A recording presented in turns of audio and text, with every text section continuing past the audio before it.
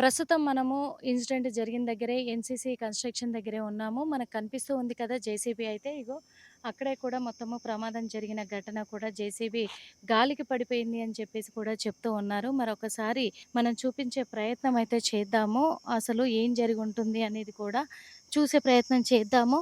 ఇక్కడే రామలింగపురం శంకర్పల్లి మండలానికి సంబంధించినటువంటి ఎన్‌సీసీ కన్‌స్ట్రక్షను కంపెనీ ఇది. ఎన్‌సీసీ కన్‌స్ట్రక్షన్ కంపెనీలో కూడా ప్రమాదం అయితే చోటు చేసుకుంది. మనకు క్లియర్‌గా కనిపిస్తూ ఉంది. అక్కడ జేసీబీ మొత్తం కూడా ఒరిగిపోయి, పడిపోయి ఉండడం కూడా కనిపిస్తూ ఉంది. అంటే ఇక్కడ ఆహ్, కేవలం తుఫాను గాలికి పడిపోయేలాగా ఏమన్నా కనిపిస్తూ ఉందా మనకి? ఓకే. దాని కింద ఒక రేకుల షెడ్ గూడా కనిపిస్తూ ఉంది. ఆ రేకుల షెడ్డు ఎలా ఉంది అనేది చూడండి. అక్కడ రేకుల షెడ్ గూడా మనకు కనిపిస్తూ ఉంది. ఇక్కడైతే ఇప్పుడు అందరూ గూడా ఇక్కడ కొంతమంది సిబ్బంది ఉన్నారు. అయన్నీ తొలగించే ప్రయత్నం చేస్తూ ఉన్నారు. ఎంత ఘోరంగా కనిపిస్తూ ఉంది మనకి ఇదంతా కూడా. ఇదే నిన్న జరిగిన స్పాట్. ప్రమాదానికి గురైనటువంటి స్పాట్ మనకు క్లియర్‌గా కనిపిస్తూ ఉంది. ఇక్కడే మరి పార్ట్‌లన్నీ కూడా తొలగించే ప్రయత్నము చేస్తూ ఉన్నారు. ఓ పక్క కింది నుంచి ఇగో మనకి బ్లూ కలరు రేకులయన్నీ కూడా కనిపిస్తూ ఉన్నాయి గదా! వర్క్ జరిగే మొత్తము షెడ్‌లన్నీ కూడా.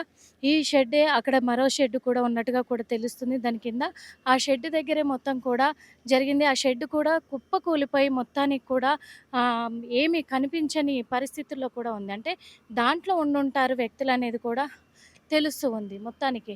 మొత్తం కూడా అగో మనం చూస్తున్నాం. మొత్తం పరిశీలిస్తూ ఉన్నారు ఏకంగా. పరిశీలిస్తూ ఉన్నారు. ఇక్కడంతా కూడా జరుగుతూ ఉంది. కన్‌స్ట్రక్షన్ జరుగుతూ ఉంది. ఇక్కడ మనకి ఆక్సిజన్ సిలిండర్‌లు కనిపిస్తూ ఉన్నాయి.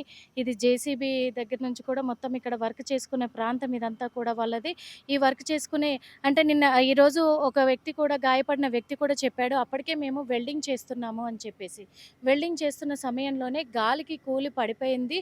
తుఫాన్ గాలొచ్చింది అంటే తుఫాన్ గాలొస్తే ఇక్కడ బ్లూ కలర్ రేకులు కనిపిస్తూ ఉన్నాయి మనకి.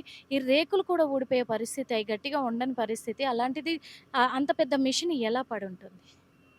అంత పెద్ద మెషిన్ ఎలా కుప్పకూలుతది? అంటే ఈ వెల్డింగ్ చేసే పనులన్నీ కూడా ఇక్కడ జరుగుతూ ఉంటాయి. ఆటి కిందే వాళ్ళు వెల్డింగ్ చేసుకుంటా ఉన్నారు. పాపము వాళ్ళు ఊహించని ఘటన అని కూడా అనాలి. మరి ఇదేదన్నా రిపేర్‌లో ఉందా మిషన్ అనే కోణంలో కూడా మరి పరిశీలిస్తున్న క్షణాలు కూడా మనం చూస్తూ ఉన్నాము. ఇక్కడైతే చాలామంది సిబ్బంది ఉన్నారు.